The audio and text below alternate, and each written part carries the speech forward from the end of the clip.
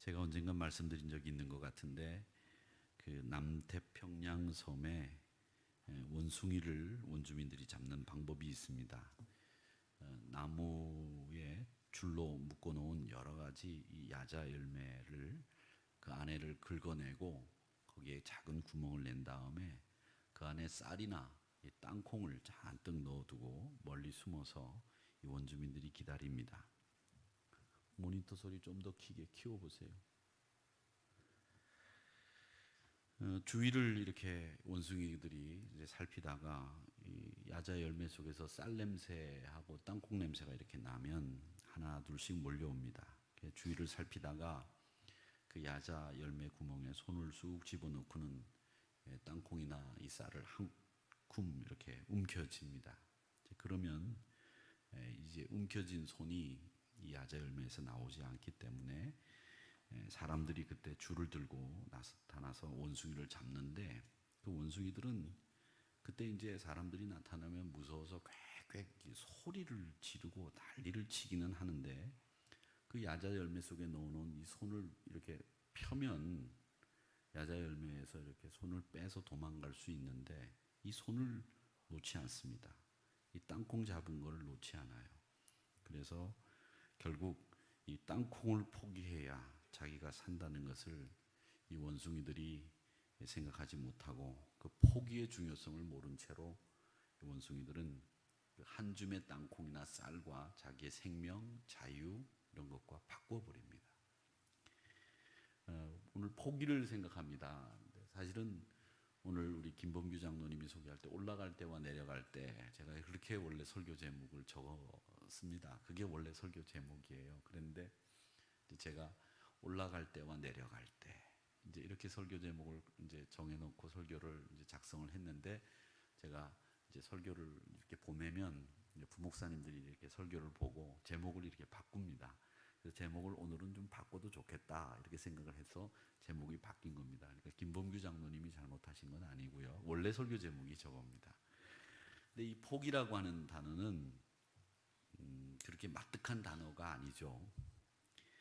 요즘 사람들 사이에서 이 포기라고 하는 단어는 어떻게 보면 패배, 좌절, 낭망 뭐 이런 의미를 담고 있기 때문에 이 사람들이 뭔가 이 포기를 할 때가 되면 우울한 감정을 느낀다고 해요. 그런데 이 남태평양에서 원숭이를 잡는 것을 여러분들에게 말씀드린 것처럼 이 포기야말로 우리 삶이 성숙해지고 이 포기야말로 우리 삶이 거쳐야 되는 자유와 생명을 위해서 결정적으로 우리가 해야 되는 삶의 태도가 이 포기라고 하는 삶의 태도입니다. 저는 이 포기라고 하는 것을 생각하면서 또 지난주에 한 장면이 생각났습니다. 우리나라 영화의 딱 100년이 되는 영화사에 길이 남은 아주 유명한 일이, 또 길이 남을 일이 지난주에 있었죠. 봉준호 감독이 이 기생충이라고 하는 영화로 이 칸느 영화제에서 황금 종려상을 받았습니다. 근데 봉준호 감독이 상을 받을 때 저는 이 봉준호 감독이 상을 받을 때 누구를 받느냐면 그 옆에 서 있던 저 여자 배우, 이 나이 드신 여자 배우를 제가 눈여겨봤습니다. 여러분 아실는지 모르겠습니다만은 옆에 있는 저 여자 배우가 까트린 드네브라고 하는 프랑스의 여자 배우입니다. 어디에 나오셨는지 여러분 아시는지 모르겠습니다만은 저희들이 젊었을 때 보고 가슴이 쿵쾅거렸던 쉘브르의 우산에 나왔던 여자 주인공이 저 까트린 드네브라고 하는 여자 배우입니다. 그녀가 이 프랑스 여자 배우 중에서는 가장 존경받고 지금 살아있는 전설과도 같은 여자 배우가 까트린 드네브인데, 봉준호 감독이 황금 종려상을 받을 때 그 옆에 서 있었어요. 저는 저 까트린 드네브라고 하는 사람을 보면서 여러 가지 생각을 했습니다. 저분의 제일 절친이 입생놀랑이라고 하는 분이죠. 근데 그녀가 이렇게 서 있는데 보니까 딱 벌어진 어깨, 그리고 두툼한 허리, 그리고 옛날에 저분이 쉘브르의 우산에 나왔을 때 그런 모습은 온데간데가 없어져 있었습니다. 한 15년 전인가요? 제가 기억하기로는 이 샤넬 그 모델이었던 분입니다.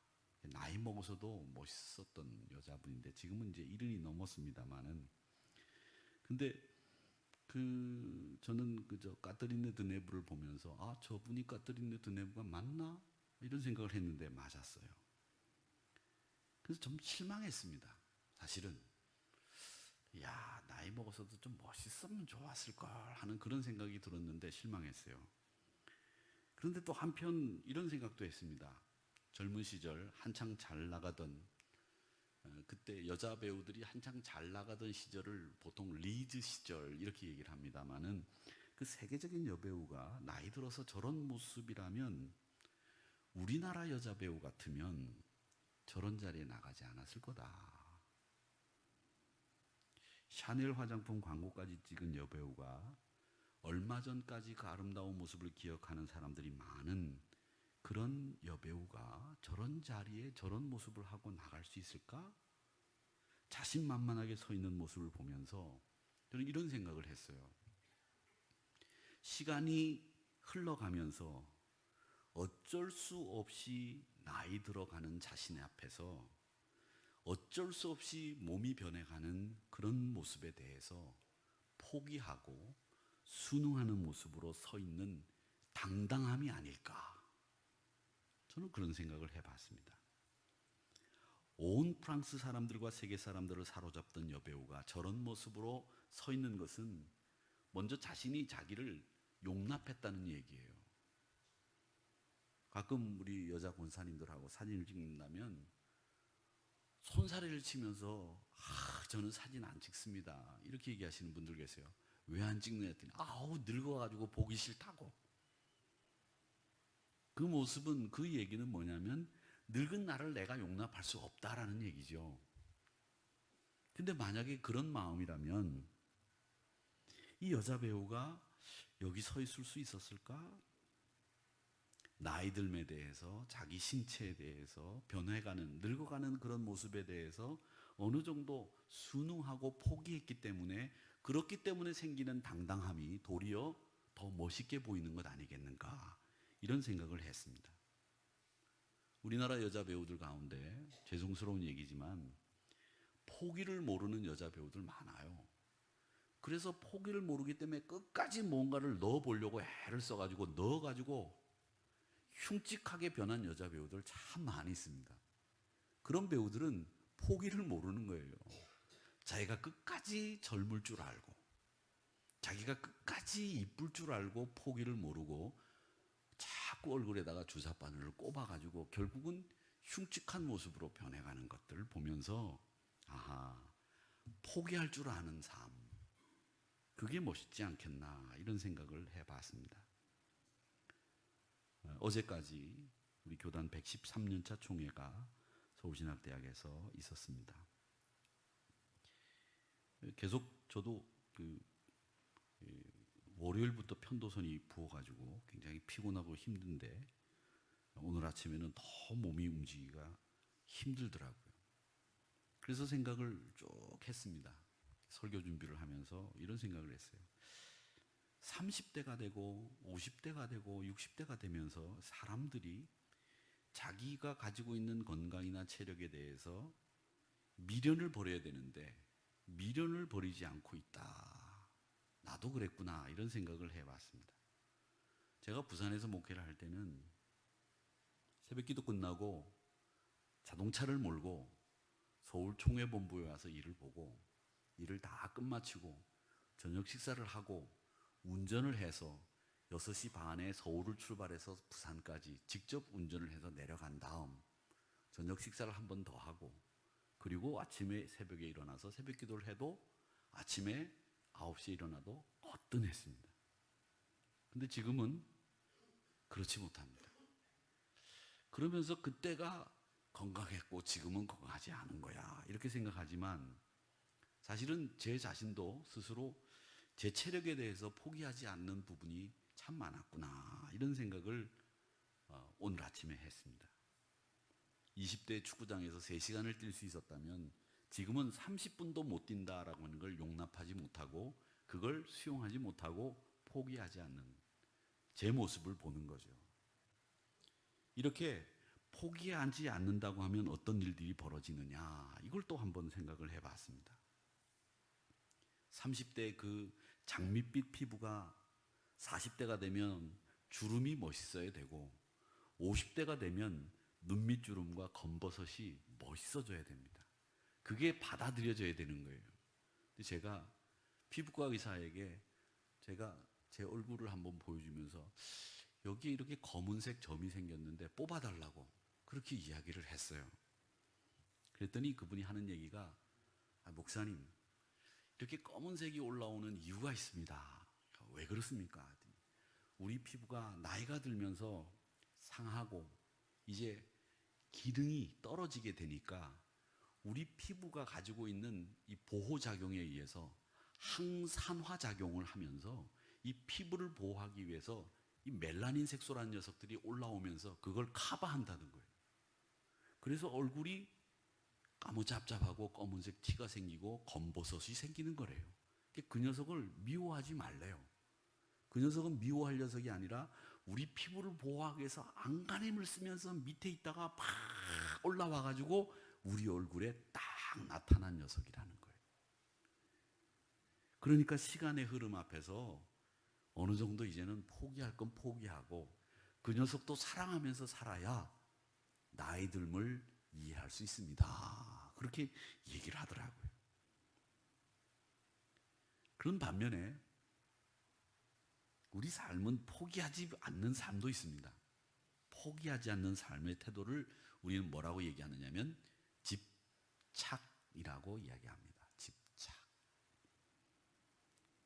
이 집착이라고 하는 것은 이 접착제로 과거의 삶에 내가 이렇게 나를 딱 고정시킨 것하고 똑같아요.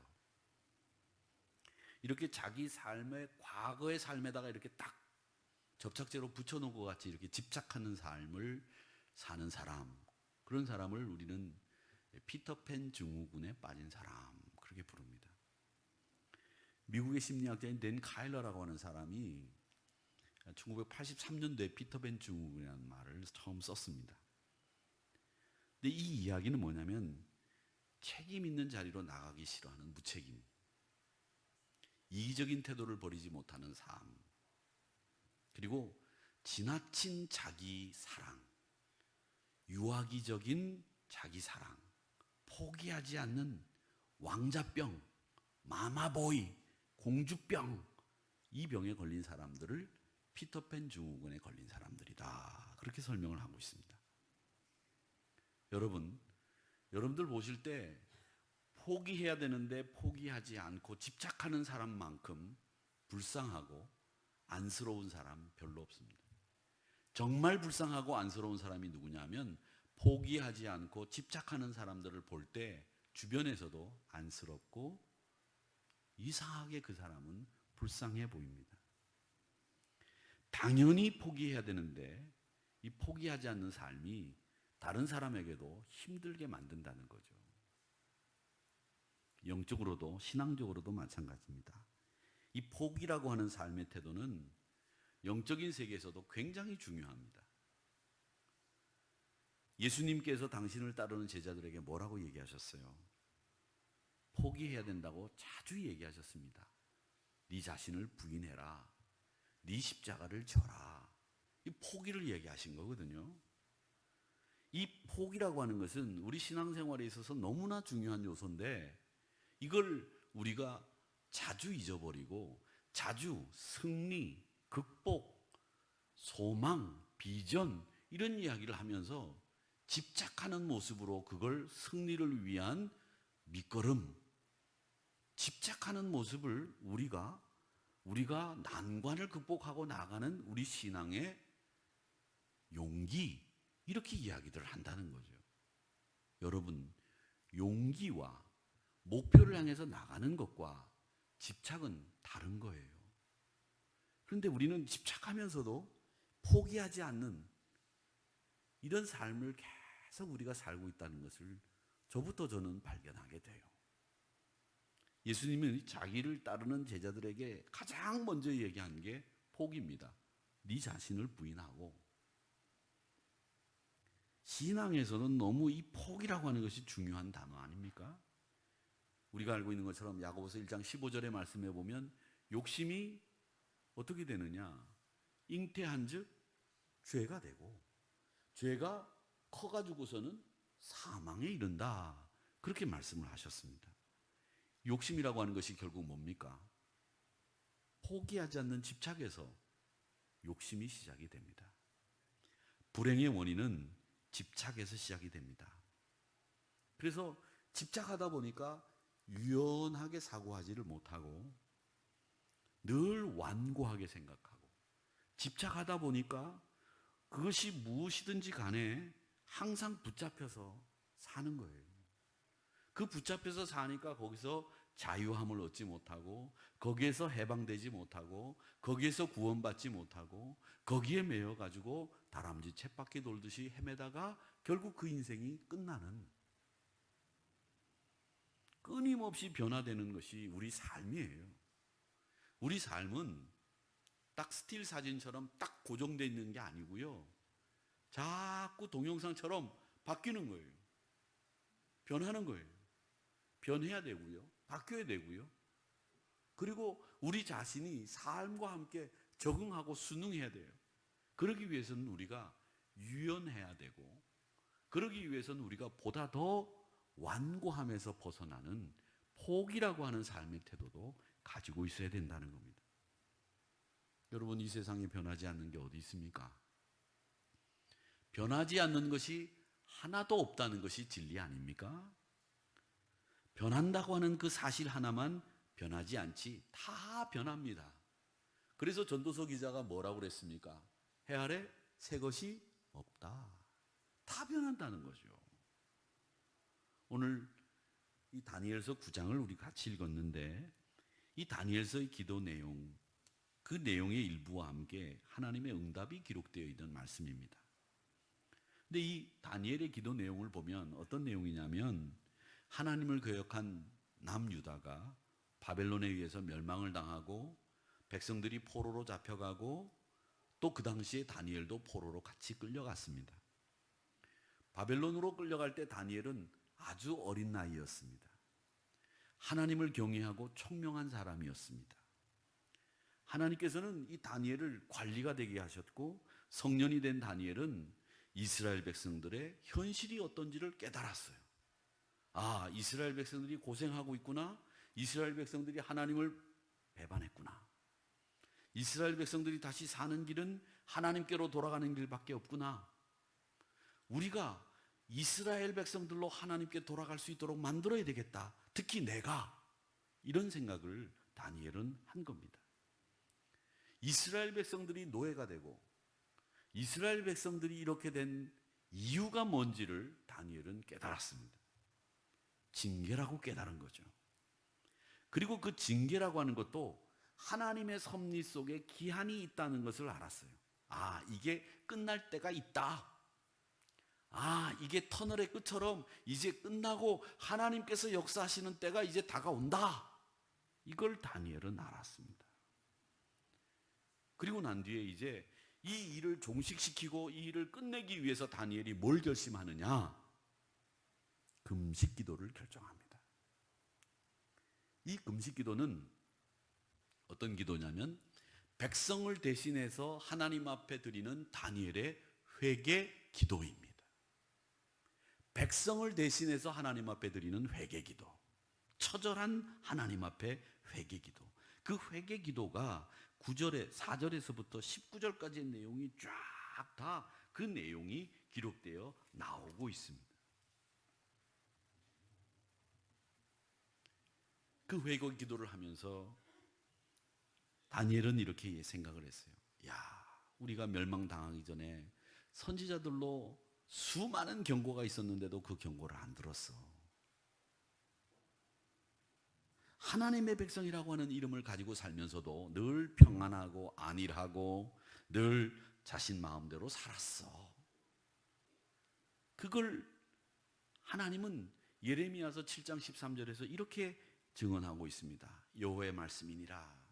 이제 너희가 이 모든 일을 행하였으며 내가 너희에게 말하되 새벽부터 부지런히 말하가여도 듣지 아니하였고 너희가 불러도 대답하지 아니하였느냐. 불러도 대답도 안 하고 말해도 듣지 않았다. 이게 이스라엘 백성들이 바벨론 포로로 끌려가기 직전까지 상황. 35절 17절의 말씀에 보면 뭐라고 얘기하느냐면 하나님께서 말씀하셨는데 모든 주민에게 내가 그들에게 대하여 선포한 모든 재앙을 내리니, 내리는데 왜 내리느냐? 그들에게 재앙을 내리는 이유는 말해도 듣지 아니하고 불러도 대답하지 아니하였기 때문에 이 재앙을 내리겠다. 이사야서 66장 4절에 보면 그렇게 얘기합니다. 유혹을 그들에게 택하여 주었다. 그들이 무서워하는 것을 그들에게 임하게 했다. 왜? 내가 불러도 대답하는 자가 없었고 내가 말해도 듣지 않고 오직 나의 목전에서 악을 행하고 나를 기뻐하지 아니하는 것을 너희들이 택했기 때문에 내가 너희들에게 재앙 준다. 여러분, 우리는 어떻습니까?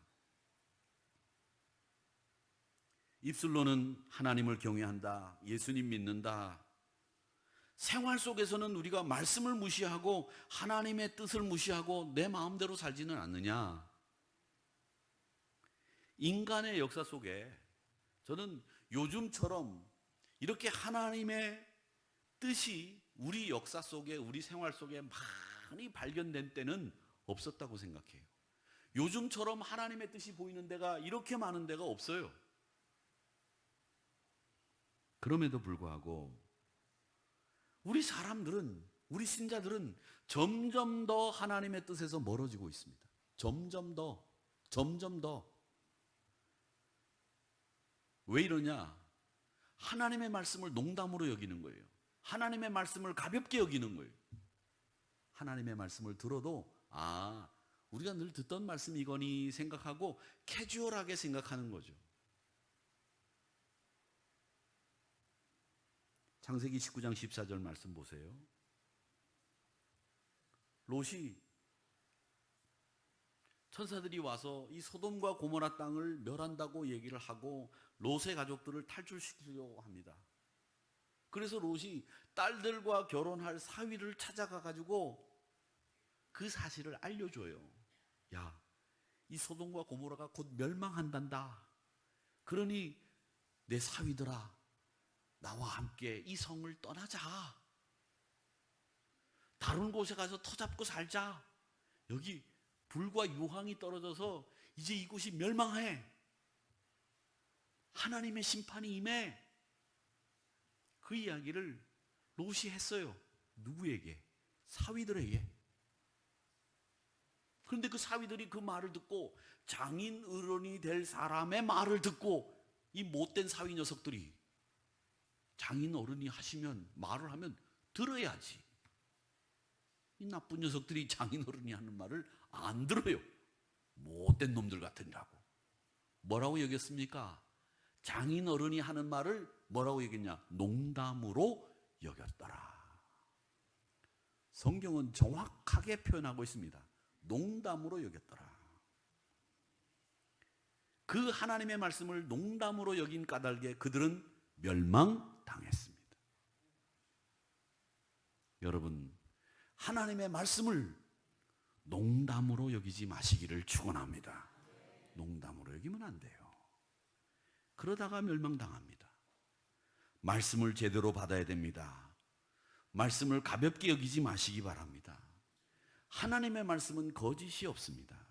하나도 틀림이 없습니다. 왜 하나님의 말씀을 농담으로 가볍게 여기고 있느냐? 저는 하나님의 말씀을 들을 때마다 농담으로 안 들으려면 각오하고 들어야 돼요. 하나님의 말씀은 다 우리가 각오하고 들어야 되는 말씀들이에요. 각오하지 않고 들으면 농담으로 여기기가 쉬워요. 그렇지. 그리고 안 하면 그게 농담으로 여긴 결과를 초래하는 거예요. 그러니까 말씀을 들을 때마다 각오하고 들어야 돼요. 네 자신을 부인해라. 그 말씀을 들으면 나를 부인할 각오를 해야 되는 거예요. 그러니까 쉽지 않은 거죠. 말씀 듣는 게. 하나님의 뜻을 실천하는 게 힘든 거죠. 이스라엘 백성들은 각오하고 하나님의 말씀을 안 들었어요. 늘 농담으로 들었어요. 사랑하는 성도 여러분, 설교 또 말씀들을 들으면서 우스갯소리가 여러분 머릿속에 기억에 많이 남을 줄 압니다. 그리고 우스갯소리를 잘하는 목사님들이 설교를 잘하는 목사님으로 인정받던 시대이기도 합니다. 그런데 여러분, 저는 하나님의 말씀이 너무 코미디처럼, 너무 농담처럼 이 들리는 세상을 저는 경계해야 된다고 생각합니다. 하나님의 말씀은 농담이 아니에요. 장난처럼 얘기해서 되는 말씀이 아니고, 우리가 가볍게 들어야 될 말씀이 아닌데도 불구하고 우리가 지금 너무 가볍게, 너무 쉽게, 우리 귀를 즐겁게 이렇게만 듣고 있다는 것이 우리에게는 문제가 아닌가. 생각 없이, 각오 없이 하나님의 말씀을 듣는 우리의 자세가 농담으로 여겼던 롯의 사위들과 같지 않은가, 이런 생각을 해보았습니다. 그런데 여러분, 하나님은 그렇게 농담으로 여기거나 이스라엘 백성들이 하나님을 멀리하고 말을 듣지 않아서 재앙을 준비하셨지만 또 기회를 주시는 하나님이신 줄로 믿습니다. 하나님이 기회를 주셔요. 다니엘이라고 하는 멋진 인물을 준비하셨습니다. 이스라엘 회복을 위해서 충성스러운 하나님의 사람 다니엘을 예비하십니다. 다니엘은 이스라엘 백성들이 왜 이렇게 됐는지를 압니다. 다니엘은 하나님의 계획을 알고 있습니다. 다니엘은 그래서 지체 없이 기도하기를 결심했고 시행했습니다. 하나님께서는 지금도 우리들에게 기회를 주시는 분이신 줄 믿습니다.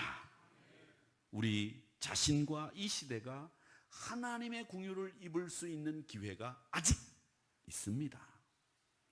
이 기회는 사람들이 하나님께로 온전히 돌아가는 순간 우리에게 주어진다는 것을 잊지 마시기를 축원합니다. 그것이 바로 뭐냐? 하나님 말씀에 순종하기만 하면 되는 줄 믿습니다. 그러면 이런 기회가 우리에게 어떻게 다가오느냐? 저는 포기가 응답이라고 생각합니다. 포기가. 여러분, 자포자기라는 말이 있고 자기포기라는 말이 있습니다. 같이 한번 읽어보겠습니다. 자포자기. 크게 읽으세요. 자포자기. 자포자기 하실 분들 계세요? 없으시죠? 자기포기. 자기포기. 여러분, 비슷한 말 같아 보이죠? 다른 말입니다. 자포자기라고 하는 말은 지레 자기가 겁먹고 포기하는 거예요. 해보지도 않고 나가 떨어지는 것이 자포자기입니다. 절망해서 뒤로 넘어진 게 자포자기입니다. 네, 자기 포기는 신앙 안에서, 주님 안에서 내 생각, 내 계획, 내 생명의 주권을 주님 앞에 딱 맡긴 겁니다. 그게 다른 거예요.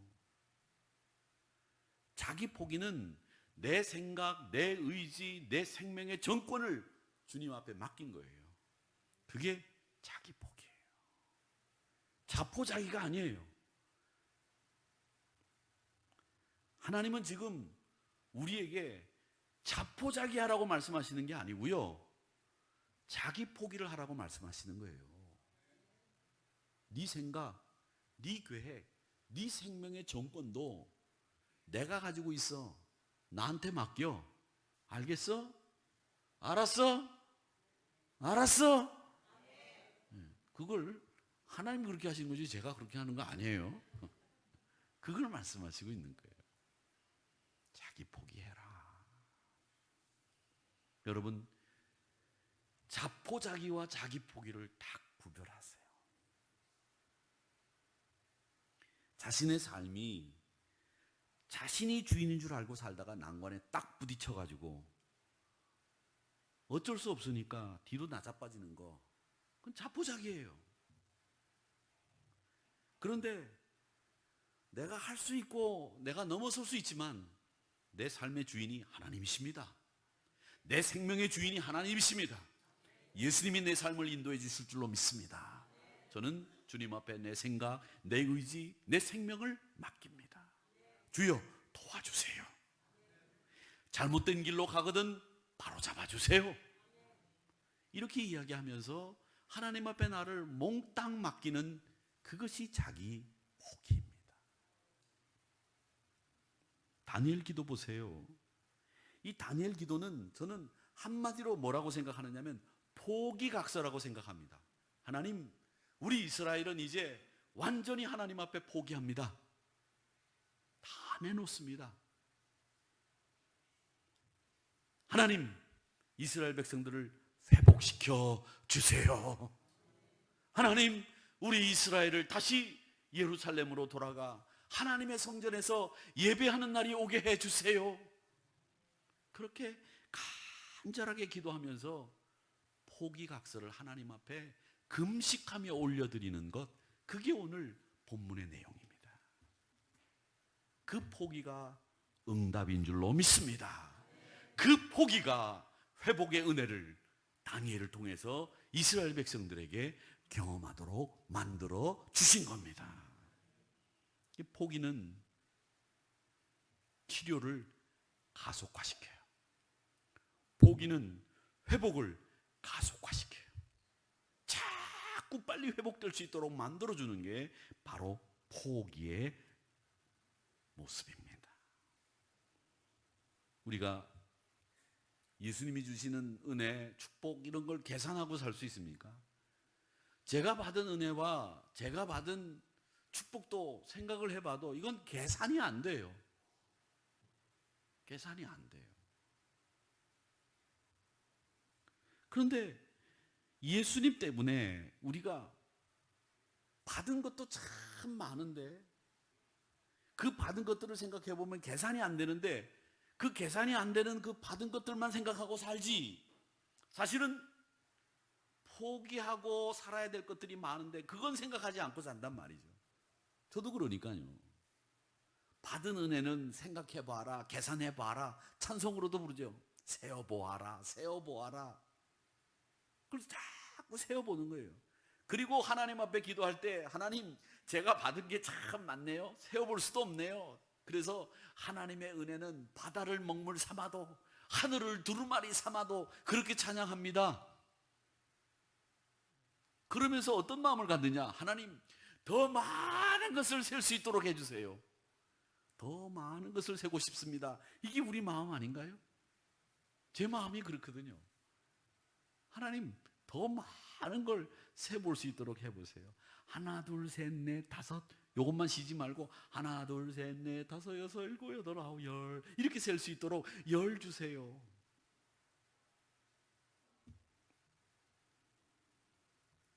지금 왜 우리가 갈등하고 힘들어하느냐? 왜 속상해하느냐? 이유는 포기하지 못하고 포기하지 않기 때문입니다. 저는 이런 생각을 해요. 가끔 우리 신앙의 출발은 말이죠, 소유하고 누리는 것이 신앙의 출발입니다.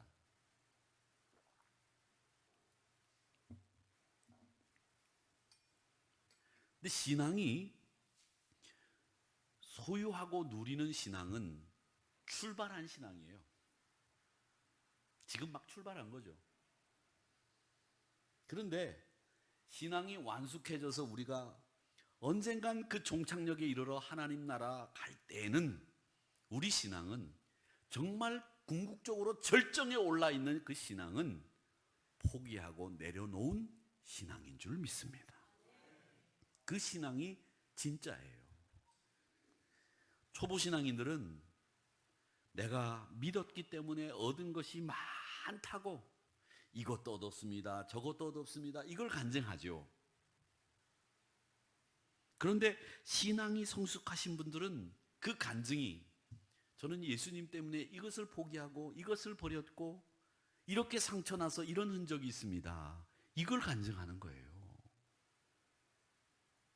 여러분, 예수님 때문에 생긴 상처, 그걸 자랑하시기를 바랍니다.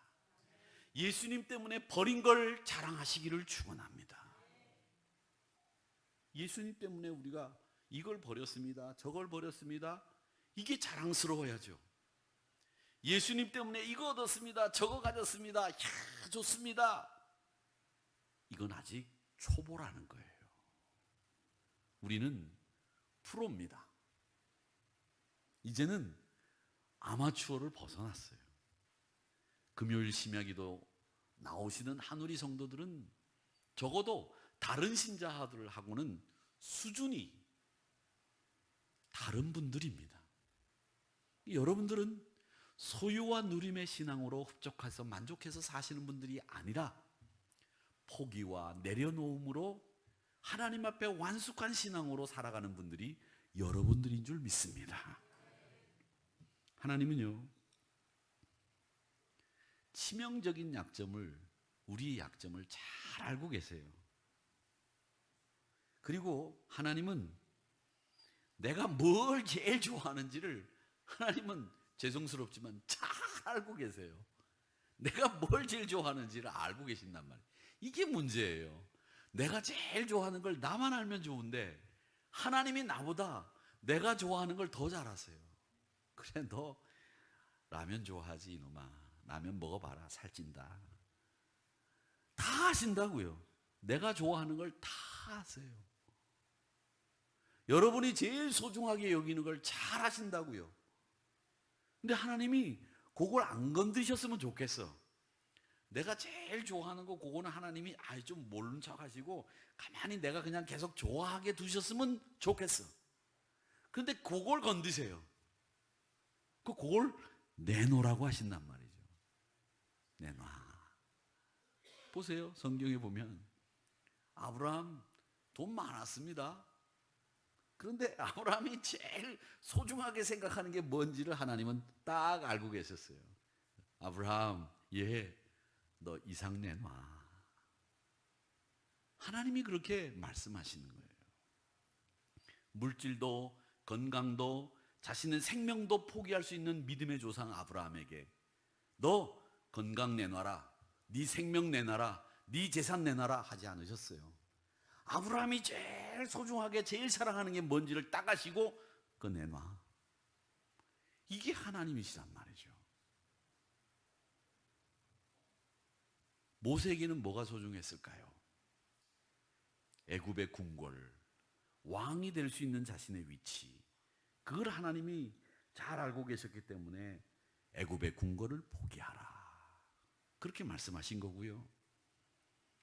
마리아에게는 네가 1년치 돈을 벌어서 가지고 있는 시집갈 때 미천인 그 옥합을 제일 중요하게 생각한다는 걸 알고 계셨기 때문에 마리아야, 그 옥합을 깨뜨려라, 그렇게 말씀하신 거예요. 더 많이 소유하고 싶은 옥합이 있고 내 생명과도 바꿀 수 없는 외아들 이삭이 있고 더 오래 누리고 싶은 궁궐과 왕권이 있는데 그걸 하나님은 포기하라고 말씀하셨다는 거죠. 하나님은 그런 걸 포기하라고 재촉하시고 있습니다. 포기할 수 없다고 저항할 수도 있겠죠. 그런데 하나님은요, 그 저항할 때는 매로 다스리시고 징계를 통해서 깨닫게 하십니다. 포기 못하면 하나님의 기도 응답도 없습니다. 눈도 어두워지고 귀도 막힙니다. 그런데 포기하고 기도하면 귀도 뚫리고 눈도 열리고 입도 열릴 줄 믿습니다. 그러니까 여러분, 그런 걸 보면 우리 젊은 친구들한테 그런 설교를 하고 싶어요. 너희들이 왜 배우자를 못 찾느냐? 너희들이 포기하지 않았기 때문에 귀가 안 들리고 눈이 안 떠지는 거다, 이렇게 말하고 싶어요. 왜? 자기가 정한 선이 있거든. 그 자기가 정한 선을 포기하지 않아요. 그러니까 눈이 안 열리는 거예요. 귀가 안 열리는 거예요. 왜 응답이 더디 옵니까? 사랑하는 성도 여러분, 포기하지 않고 구하기 때문에, 움켜쥐고 구하기 때문에, 날 위해 구하고 있기 때문에 늘 목마르고 답답한 겁니다. 사랑하는 성도 여러분, 포기는요 아주 높은 수준의 영성입니다. 여러분, 어떤 영성이 높은 영성이냐? 방언하고 예언하고 환상을 보고 신비로운 경험을 한 걸 자랑스럽게 여기는 그 사람이 높은 영성의 사람이 아니라, 진짜 높은 영성의 사람은 아무리 기도를 오래 하고 아무리 신앙적으로 거룩하고 경건하다고 할지라도 포기를 모르면 그분은 깊은 영성의 사람이 아닙니다. 죄송합니다. 그 영성은 어쩌면 빵점짜리 영성일지도 모릅니다. 하나님의 길은 포기하면 열릴 줄 믿습니다. 하나님의 치유와 회복은 포기하는 자리에서 시작되는 줄 믿습니다. 하나님이 포기하라고 하시면 우리를 망하게 하려고 하시는 것이 아니라 흥하게 하시려고 포기하라고 하시는 것이고, 우리의 것을 빼앗기 위해서 포기하라고 하는 것이 아니라 더 주기 위해서 포기하라고 하시는 것이고, 우리를 어렵게 하시려고 포기하라고 하시는 것이 아니라 더 좋은 것을 주시기 위해서 우리에게 포기하라고 말씀하시는 줄 믿으시기를 축원합니다. 부자이면서도 물질을 포기했다면 그 사람은 하나님이 진짜 기뻐하시는 부자예요. 그런데 가난해도 물질의 종으로 산다고 한다면, 물질을 포기하지 않고 물질이 자기의 목표라면 그 사람은 옳은 가난의 사람이 아니에요. 가난이 다 좋은 게 아니라고요. 부자가 다 나쁜 게 아니에요. 그런데 우리는 부자는 다 나쁜 거라고 생각해요. 가난은 다 좋은 거라고 생각해요. 아닙니다. 나쁜 가난이 있어요. 질 나쁜 가난이 있단 말이죠. 그게 뭐냐? 포기하지 못하는 가난, 돈이 전부인 가난, 그건 질 나쁜 가난이에요. 그러나 부자이면서도 포기할 줄 알고 하나님을 위해서 헌신할 줄 아는 부자는 하나님이 기뻐하시는 부자입니다. 그걸 청빈이라고 얘기하죠. 사랑하는 성도 여러분, 좋은 부자 되시기를 축원합니다. 낙타가 속눈썹이 깁니다. 속눈썹이 길어요. 여자분들은 속눈썹이 긴 게 얼마나 이쁜지 아시죠? 속눈썹이 길면 이쁩니다. 그래서 그걸 사다가 갖다 붙이고 합니다. 속눈썹이 길면 이뻐요. 그런데 낙타가 유별스럽게 속눈썹이 긴 이유는 사막에서 살기 때문이에요. 끝도 없는 사막에 모래바람이 붑니다. 모래온덕에서 뜨거운 모래바람이 앞을 가릴 때 길을 잃지 않고 갈 수 있는 것은 그 낙타의 속눈썹 때문입니다. 낙타가 큰 혹을 짊어지고 다니죠. 그 이유도 사막에 살기 때문입니다. 가도 가도 목이 타는 사막에서, 물이 없는 사막에서 갈증을 이기는 길은 자기 속에 저장해둔 그 물을 두는 것, 그것밖에 없습니다. 낙타 무릎에 굳은 살이 있다는 거 여러분 아시죠? 낙타 무릎이라고 합니다. 기도하는 사람을 낙타 무릎의 사람이라고 얘기를 해줘. 이 낙타 무릎이 두꺼워진 이유가 뭡니까? 가다 모래폭풍 앞에 이제는 더 이상 갈 수 없을 때 그 낙타는 어떻게 하느냐? 조용히 무릎을 꿇습니다. 그리고 그 폭풍이 지나가기를 하염없이 기다립니다. 그래서 낙타 무릎이 두꺼워진 거예요. 하나님께서는 지금도 우리를 너무 잘 알고 계세요. 뿐만 아니라 지금의 나의 삶을 하나님께로부터 말미암은 것이라고 하는 것을 고백하기를 원하고 계세요. 하나님께서는 내 삶을 통해서 말씀하시고 있습니다. 하나님이 누구십니까? 나보다 나를 더 잘 아시는 하나님이시기 때문에 여러분, 하나님께서 이 낙타를 통해서 주시는 교훈도 배우셔야 됩니다. 그 길고 긴 속눈썹, 모래를 뚫고 나갈 수 있는, 길을 잃지 않을 수 있는 방법이지, 그게 아름다움이 아니었어요. 그 못생긴 혹이 살아남기 위한 물탱크였기 때문에 그 못생긴 것을 평생 짊어지고 다니는 겁니다. 무릎이 두꺼워져도 모래폭풍이 지나갈 때까지 그저 무릎을 꿇고 하염없이 기다릴 수밖에 없는 그 모습이 바로 바로 포기하는 삶의 모습이 아닌가, 이런 생각을 해봅니다. 사랑하는 성도 여러분, 여러분이 하나님을 대할 때 뭐라고 고백하시겠습니까? 하나님, 제가 하나님께로부터 받은 것이 참 많지만 하나님, 이제는 그 받은 것을 생각하기보다는 내가 버려야 될 것들과 포기해야 될 것들을 생각해 보겠습니다. 그렇게 하나님 앞에 기도하시면서 여러분, 이제는 포기를 생각할 줄 아는 신자 되시기를 주님의 이름으로 축원합니다. 우리 같이 이 시간 기도하도록 하겠습니다.